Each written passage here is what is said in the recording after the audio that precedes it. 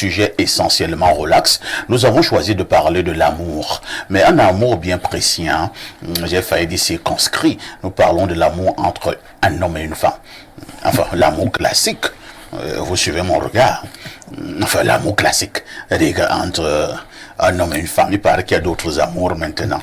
Mais ce matin, nous parlons de cet amour-là. Alors, au nom de cet amour entre un homme et une femme, est-ce que nous sommes obligés de tout accepter? Doit-on tout accepter au nom de l'amour? C'est la problématique de ce jour. Je commence par madame en studio. Je présume qu'elle est amoureuse, ou alors qu'elle l'a été. Et Jeanne Vondor, pour vous-même d'abord, hein, qu'est-ce que vous mettez même dans l'amour? Qu'est-ce que vous entendez par amour? C'est quoi l'amour? Parce que cette affaire qui nous tue, cette affaire qui nous embrouille. Un musicien même que Blaireau a reçu ici il y a 2 mois a dit que l'amour est imbécile. Je veux parler de petits pays que nous saluons au passage. Jeanne, pour vous, c'est quoi l'amour? Parfait, ici, et c'est l'affaire existe même encore. Ah bon? Pourquoi tu veux décourager les amoureux? Ne décourage pas, mais c'est pareil, il faut aimer. Mais déjà, sérieusement, l'amour, je ne pense pas que ça existe encore de nos jours. Hein. Honnêtement, pour trouver quelqu'un qui vous aime, je ne sais pas s'il faut se laver avec le tanguy tous les matins. Non, là, c'est un autre débat. Oui, je dis moi, je veux d'abord que tu le définisses ce qu'on entend par amour quand ça existe. Nous prenons le cas que l'amour existe. Mais c'est quoi dans l'amour? Parce que toi, tu parles là comme une victime de guerre, maintenant qui voit tout en noir. Non, ça c'était le passé. Maintenant, je vois tout en rose. Grâce à vous, grâce à Berry et toi. En fait. L'amour, c'est un sentiment, quelque chose de ressenti face à l'autre de positif. Et quand vous aimez quelqu'un honnêtement, sincèrement, vous vous mettez dans sa peau. Mais il y a des amours par intérêt. Tout à fait. Moi, je peux aimer Parfait parce qu'il est galant, il est sac de modérateur, il me donne un peu d'argent. Je peux aimer Blériot parce que j'aime sa popularité, j'aime son génie, en fait, son intelligence. Je peux aimer Docteur Olémé parce que je sais. C'est toujours toi même. C'est toujours moi-même. Parce que Docteur Olémé, quand je suis malade, il me consulte encore. Et je me trompe bien. L'amour, aujourd'hui, c'est rare de trouver des personnes qui s'aiment sincèrement. C'est tellement rare. Donc, pour moi, au nom de l'amour, me sacrifier, je peux le faire. Je peux le faire dépendamment de la personne que j'ai face à moi. Je peux bien me sacrifier pour cette personne, quel que soit son statut. Oui, je suis là pour toi, je te soutiens. Je m'adonne à certaines choses qui ne sont pas vraiment des choses probables. Très bien. On va passer la parole à Pierre Blériot, Nyameka. Pierre Blériot, doit-on tout accepter au nom de l'amour? Parce que j'aime la personne en face de moi. Je ne peux rien lui refuser. Parce que j'aime, je me sacrifie surtout par rapport à ma partenaire, par rapport à mon partenaire. Doit-on tout accepter au nom de l'amour? Parfait. Aristote ouvrait un livre intitulé Éthique à Nicomaque. Nicomaque, c'était le fils d'Aristote. Et dans le livre 9, il parle de l'amitié. En fait, l'amour et l'amitié sont un peu parents. Mais il ouvre le livre 9 en disant: l'amitié est une vertu, ou du moins attachée à la vertu. On peut enlever l'amitié et mettre l'amour. Il n'y a aucun amour sans la vertu. Ce n'est pas de l'amour, c'est peut-être de l'empoisonnement sentimental. Si vous ne pouvez pas donner des restrictions aux gens que vous aimez, si vous ne pouvez pas les rendre vertueux, vous ne les aimez pas, vous les tuez, vous les détruisez. Je vais vous prendre avant de parler de l'amour homme-femme. Vous voyez comment beaucoup de parents, par amour, entre guillemets, ont laissé leurs enfants aller dans le fossé. Tout à fait. Quand l'enfant avait commencé à voler des petites choses et venir avec à la maison, on l'a couvert. Je connais une maman dont l'enfant volait, elle se battait à le sortir des cellules. Finalement, son enfant a participé à un meurtre, à un assassinat. Elle est encore allée voir des gens pour essayer de faire libérer son enfant. Une des personnalités qu'elle est allée voir, c'est une personnalité que vous et moi connaissons. La personnalité là lui a dit: Moi, quand ça atteint déjà le crime, je ne peux plus intervenir. C'est-à-dire que quand on est déjà au niveau du crime là, quelqu'un est mort. On tue déjà les gens. Je ne me mêle pas de cela. Cette dame-là s'est battue et elle a fait sortir cet enfant. Encore? Oui. Cet enfant est mort de manière tragique, aujourd'hui enterré. Et j'avais dit aux proches parents de cette maman, non, c'est votre maman qui a tué son enfant. Oui. Et elle n'a pas tué ce jour-là. Elle a tué. Revenons donc à l'amour homme-femme.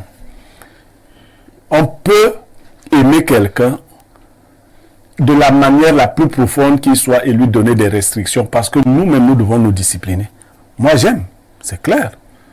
Mais non seulement je discipline mon cœur, je discipline les autres. Il ne faut pas tout autoriser parce que cette forme d'amour qui est en fait une forme nocive va vous détruire. Va vous détruire. La première fois, une copine vient à la maison et votre maman lui parle, elle lui répond n'importe comment. Je dis, mais attends, tu réponds à ta maman, non, ne parle pas à ma femme, moi je l'aime. Ok. Elle s'enferme dans la chambre toute la journée, les autres femmes travaillent, elle sort pour manger. Elle se sert. Elle se sert. Tu dis, moi je l'aime. Tu trouves qu'elle a engueulé ton père, moi je l'aime. Attends, c'est quand elle va t'enlever les bourses que tu vas comprendre. Elle ne t'aime pas. Ce qui se passe. Mais toi, tu l'aimes. Mais moi, je l'aime. On s'aime. Vous s'aimez quoi? Non. Mais ça, beaucoup de personnes n'en sont pas capables de dire non. C'est pour cela que les femmes, par exemple, qui ont eu des enfants avec les hommes qui ne les ont pas épousés, ont souvent peur, par exemple, que les maris récupèrent les enfants. Nous parlions ici des nounous, mais aussi même les mamans qui ont les enfants qui ne sont pas les leurs. Comment dire à la femme que non, ne fais pas ceci à cet enfant-là qui est aussi ton enfant, alors que vous aimez beaucoup la femme? Beaucoup d'enfants ont vécu le martyre chez leurs parents du fait de leur marâtre, de leur belle-mère, qui les traumatisait, et du fait d'un papa qui ne pouvait pas parler. Tu pouvais même voir ton père en catimini, tu lui dis, il te dit, il faut supporter. Si tu n'es plus capable de supporter, tu rentres chez ta maman. Ici, moi, je ne fais pas le désordre avec mon unique femme que Dieu m'a donnée là. Donc, on ne doit pas tout laisser à cause au motif de l'amour. Pierre Bleriot pense qu'on ne doit pas tout laisser, on ne doit pas tout accepter au nom de l'amour. On doit discipliner de temps en temps l'amour. Docteur, un jour, je disais que l'amour était aveugle. Un téléspectateur m'a dit non. Il faut faire un effort pour que l'amour ait des yeux et bien voir. Alors, je prends un exemple. Hein. On va prendre peut-être quelques cas de figure. C'est parce que ce seront des exemples embarrassants. Vous êtes chrétien et vous rencontrez une belle dame qui est musulmane. Vous l'aimez pour parler comme les autres à mourir. Mais la condition pour que vous soyez avec elle est que vous devez vous islamiser. Ou ça ou rien. Alors, au nom de l'amour que vous avez pour votre belle-fille musulmane, vous devez vous islamiser ou alors vous devez dire que non, à chacun sa religion. Docteur, je vous passe la parole. Directement, je dirais, pour ce cas, au nom de l'amour, il n'y a pas de condition. Ah, d'accord. Parce qu'il y a déjà la première condition. Comme je l'aime, je dois m'islamiser. Il y a déjà une condition, je ne l'aime plus. Ça veut dire eux, ils ne m'aiment pas. Puisqu'ils me posent une condition, l'amour est simple. L'amour est libre. L'amour n'a pas de condition. Maintenant, au nom de l'amour, on ne doit pas tout accepter. Je réponds, effectivement, on ne doit pas tout accepter au nom de l'amour. Parce que, pour qu'on accepte tout au nom de l'amour, il faudrait que cet amour soit réciproque. Prenons l'amour transversal. J'aime mon père. J'aime ma mère. C'est une évidence. Chaque enfant aime son père. Chaque enfant aime ses parents. Les parents, ils aiment leurs enfants. C'est pas vrai que tous les parents aiment les enfants. D'abord, que même tous les enfants aiment leurs parents. D'abord, écoutez bien. Écoutez là où j'arrive. Il est dit naturellement. Oui. Parce que quand l'enfant naît, disons, c'est le principe. C'est le principe. Oui, on accepte le principe. Maintenant, ce principe-là. Ça veut dire qu'il y a déchiqueté. Justement, justement, donc, au nom de ce principe, ça ne marche pas. Le principe n'a pas fonctionné. Ça veut dire qu'aucun amour ne peut fonctionner. Dès lors que ce principe n'a pas fonctionné, le père qui est censé aimer son enfant et l'enfant qui est censé aimer son parent, ça n'a pas fonctionné. Il n'y a pas notre amour qui puisse fonctionner mieux que ça. C'est pas possible. Donc maintenant, toi tu vas te mettre à aimer, n'est-ce pas, quelqu'un qui a eu une autre éducation, Qui a un autre sang. un autre sang, Que tu ne connais même pas. mais que tu ne connais pas. Parce qu'on ne connaît pas nos On ne partenaires. connaît pas. On les connaît. C'est pas les gens de notre famille. Oui. Donc c'est pas possible. Ça veut C'est dire des inconnus. Oh, c'est des inconnus, naturellement. Donc on s'accepte. Moi j'aime dire on s'accepte. Et tu me plais, je te plais, et on commence, n'est-ce pas, à vivre ensemble. S'il y a une faute grave, tu vas me sanctionner. Oui, ça c'est clair. Tu vas te fâcher, je vais te demander soit pardon, des excuses et autres. Nous allons continuer. Vice versa. Donc c'est très clair que on ne doit pas tout accepter au nom de l'amour. On peut passer toute une journée à expliquer, effectivement, regarde, ça ne marche pas. Très bien. Lisons quelques autres préoccupations de nombreux téléspectateurs. Bonjour Perfecto et merci pour ce que vous faites pour le Cameroun. La meilleure façon de recruter une nounou, c'est de se référer à une maison agréée. C'est Jean Lévy depuis Niété, au sud du Cameroun, qui envoie le message, hein. Je pense que Jean Lévy est également de ces Camerounais-là qui ont créé des fan clubs pour Espace Miné, pour Blériot et Parfait, du côté des Niété. Donc bonjour au fan club du côté des Niété. Alors, Jean Lévy continue et dit, parlant de l'amour, je pense qu'il n'y a pas de définition standard. C'est chacun qui donne un contenu à ce mot. Pour ce qui est de la problématique du jour, je pense que le vrai amour est un amour lucide et qui mesure le pour et le contre et qui sait se donner des lignes à ne pas dépasser. Autrement, c'est la catastrophe. Merci. Autre préoccupation ce jour. Prenons la préoccupation d'Amandine de Douala. Et qu'est-ce qu'elle dit? Félicitations à monsieur Blériot Niemek, mon mentor et à parfait, mon coup de cœur dans le journalisme.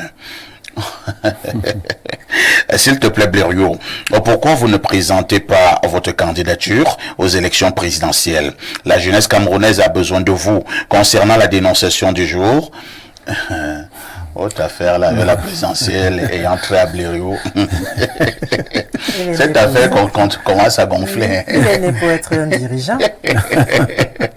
Alors, il continue en disant, pour la dénonciation du jour, cette femme est sorcière. Et j'espère que cette dénonciation va servir de leçon aux autres femmes. Parfait, le mot amour est tellement simple. Mais certaines personnes ne connaissent pas exactement comment aimer. Alors, Amandine, dis-nous donc comment aimer. Alors, que dit le téléspectateur ici? Bonjour, aucun nasty de la modération. Juste vous souhaiter un bon week-end. Autre préoccupation ce matin.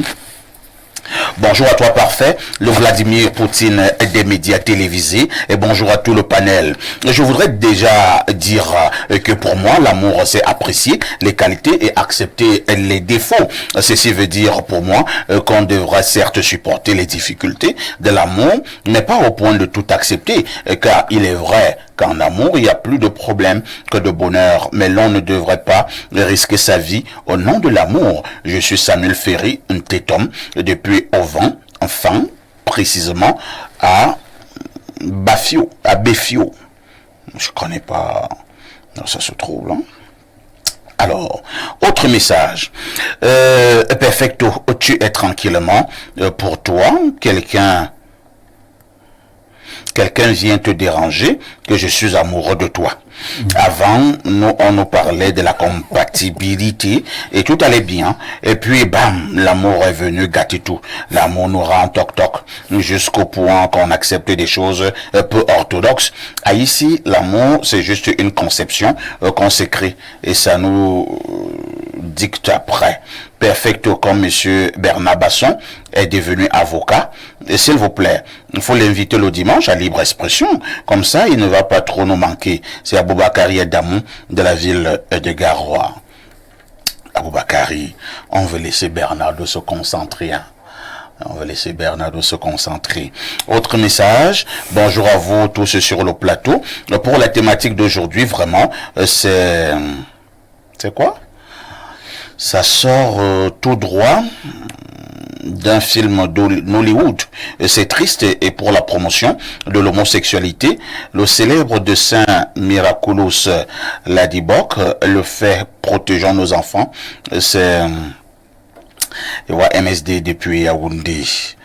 Autre message ce jour, on prend peut-être deux dernières. Bonjour, félicitations à Pierre Blériot. Une telle imminence grise devrait se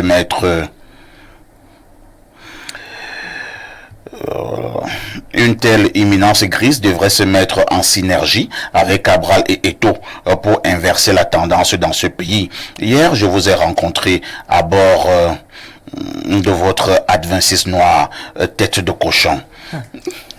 Précise tout. Oh, c'est l'un de mes véhicules. L'Advent noir tête de cochon. Pourquoi vous aimez cette voiture? Tu l'as bien tunée, hein? Ah bon? Oui. Elle est présidentielle. Elle est présidentielle.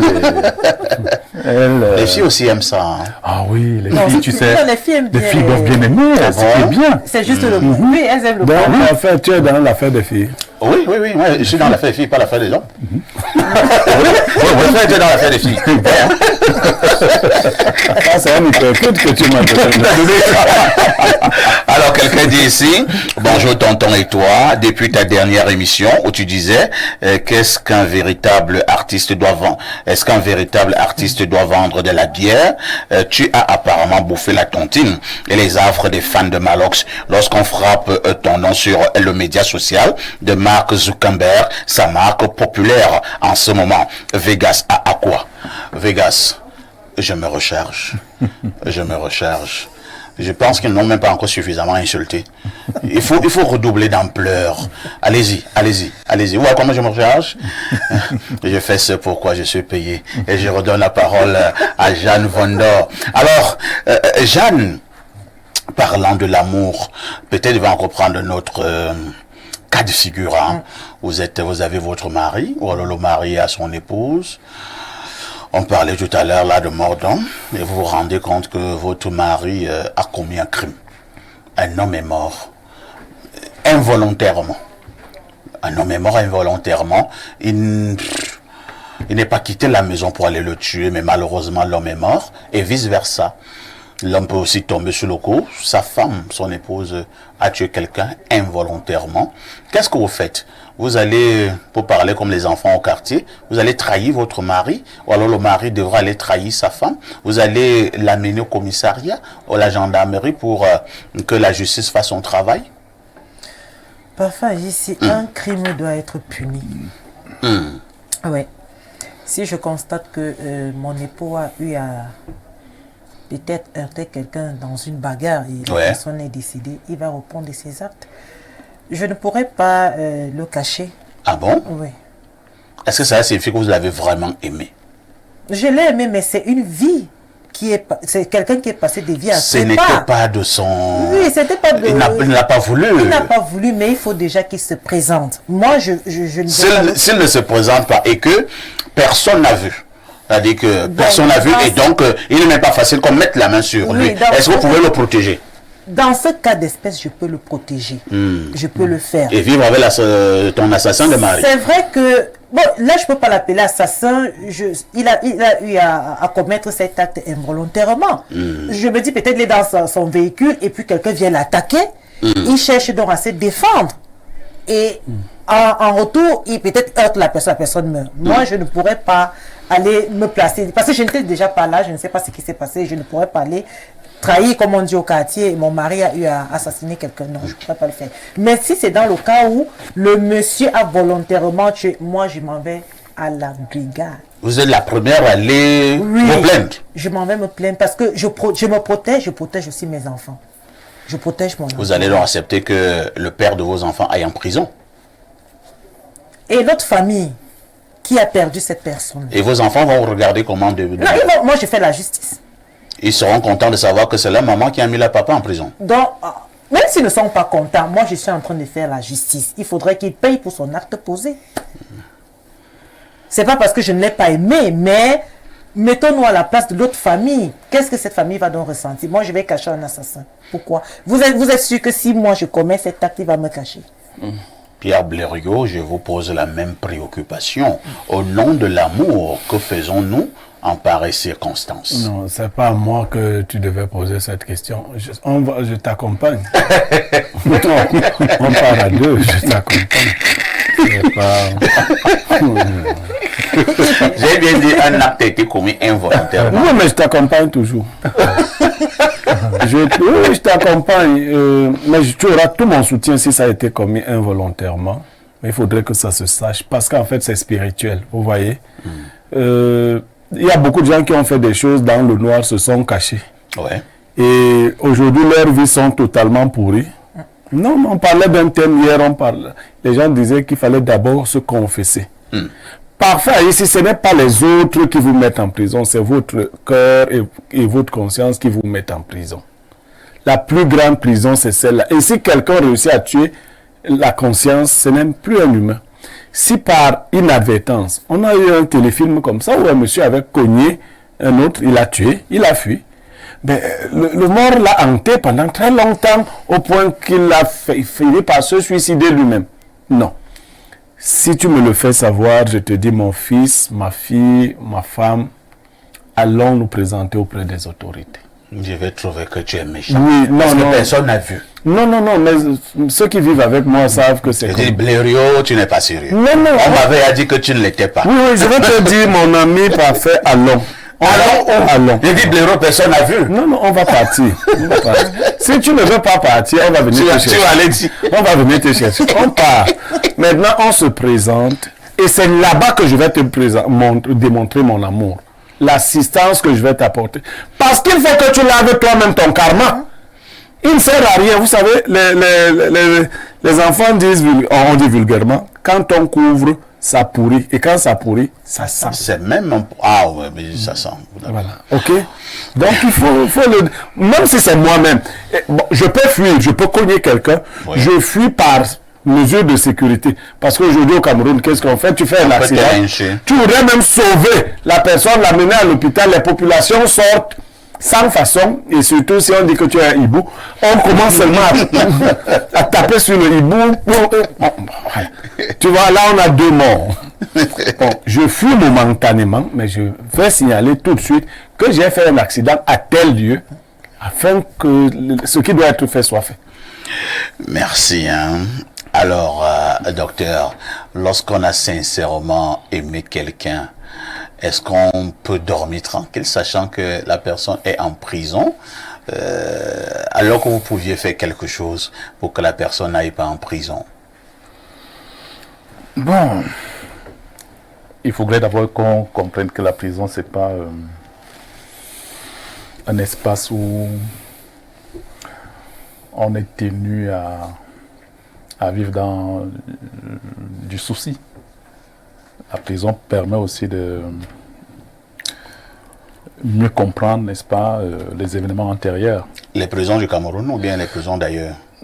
Quand moi je parle de prison, c'est pas seulement l'incarcération. Ah d'accord, vous êtes dans un sens philosophique. Philosophique. Parce que moi je prends pas l'exemple où quelqu'un a été tué par inadvertance ou involontairement et tout ça. Je dis comme nous sommes sur le domaine de l'amour, si donc il y a une infraction quelconque, si c'est de la part de mon épouse, elle a offensé quelqu'un, je ne vais pas directement lui dire qu'elle a raison, ou bien la protéger, ou bien dire à l'autre en face que oui, effectivement, ma femme a tort. Je vais appeler les consciences, les ramener les deux. Donc, créer un dialogue entre les deux personnes. C'est vrai que j'ai eu un ami, il habitait dans un quartier et il se plaignait de sa femme. Il se plaignait de sa femme, pourquoi? C'était un monsieur un peu compliqué. Il avait beaucoup de problèmes avec les gens du quartier. Vous voyez un peu le style de monsieur. Oui. Et il a eu un problème avec un voisin. Ils sont même querellés. Et il a constaté que sa femme et le voisin continuent à se saluer. Naturellement, lui ne salue plus le voisin. Le voisin, oui. Le monsieur m'avait dit, tu vois que cette femme n'est pas sérieuse. Moi, j'ai un problème avec le voisin et ma femme salue le voisin. C'est une traîtresse. Elle n'est pas traîtresse. Est-ce que lui, il a ouvert un débat entre sa femme et... Il m'a dit qu'il allait plus loin. Il me dit, parfait. Même si j'ai tort dans une affaire, ma femme doit me soutenir. Non, c'est pas possible. Non, pas possible. Ils sont voisins. Ils sont voisins. Cette dame aussi est voisin à ce monsieur. Tout à fait. Oui, ils sont tous des voisins. Et s'il voudrait que sa femme ne salue plus le voisin, il faudrait qu'il explique, n'est-ce pas, à sa femme pourquoi elle ne doit pas saluer. Et si demain il se réconcilie, la femme recommence à saluer. Justement. Parce que moi, je dis qu'il faudrait qu'il explique. Non, il ne va pas expliquer. Quand je dis il faudrait qu'il explique, en expliquant, il faudrait qu'il ait raison. Bien sûr, parce qu'il n'a même pas raison. Donc, ça veut dire que la femme continuera, n'est-ce pas, à saluer le voisin. Mais c'est quand même pas sérieux. Non. Moi, je ne salue pas quelqu'un, mais ma femme se salue avec le monsieur. On marche en route, attendez. Vraiment. Je ne parle pas de la télé. Là où tu connais ma maison. La maman qui habite en face, je ne la salue pas. Je te dis ça là. Bon, Inès la salue tous les matins étant dans ma voiture. Pas bien. Mais je salue je salue la fille de cette maman. Il faut me dire pourquoi. Ah, tu salues la fille de cette maman? Non, c'est pas pour la jeunesse. Non, j'explique rapidement. Il y a eu une situation que la dame a mal appréciée et elle m'a accusé des choses graves. Ok, elle n'a jamais pris le courage de me présenter ses excuses. Alors, j'ai décidé de ne pas lui adresser mon bonjour. Son enfant est arrivé, elle a commencé à me saluer, je salue. Oui. Ma femme salue la personne que... mes enfants la saluent. Oui, ils sont libres. Non, c'est pas la télé. Vous les saluez. Même en famille, j'ai des situations comme... Non. Maintenant, si par contre, j'ai raison, parce que j'ai une autre situation que tu connais parfait, d'un frère qui tente de me tuer, et mes enfants sont au courant, toi qui salues le frère là, tu es donc mon ennemi. Effectivement, là je suis d'accord. C'est-à-dire que j'ai raison et qu'elle veut en finir avec moi. Et mon enfant s'associe à la personne. Là, c'est pas possible. Là, c'est autre chose. Non, c'est pas possible. Et je vous suivrai tous deux. Parce que si tu vois ton ami avec ton ennemi, en fait, tu as deux ennemis. Tout à fait. Un ennemi déclaré et un ennemi caché. Et le plus dangereux, c'est l'ennemi caché.